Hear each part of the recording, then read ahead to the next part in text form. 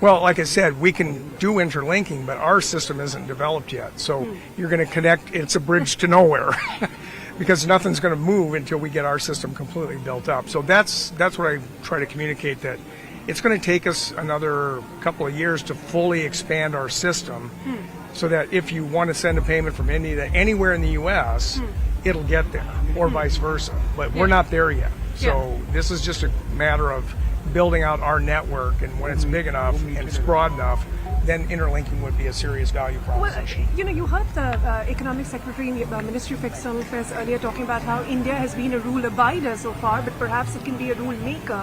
When you talk about the fintech innovations, perhaps in that theme, with the kind of technology India has built with fast payments, are you looking at some sort of technology transfer, some sort of partnership to build your fast payment ecosystem back in the U.S.? Yeah, I mean, the technology part of interlinking is actually the easiest part.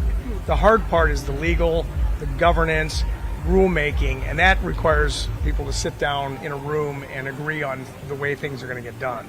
So that's not a technology problem. The technology part is actually fairly easy to do. So anyway, that's where things would have to then move, is how do we agree to do the governance processing. Clearing and settlement of international payments is not a trivial problem, and how that would be done and what exchange rates you would do that at. So that's stuff that would have to be settled on, and that actually, we know from experience with our own ACH that takes a while to get that done. Yeah. Governor, if I may get a word in on the health of the U.S. Financial banking system, since the crisis, of course, last year, now, do you see any risks building up?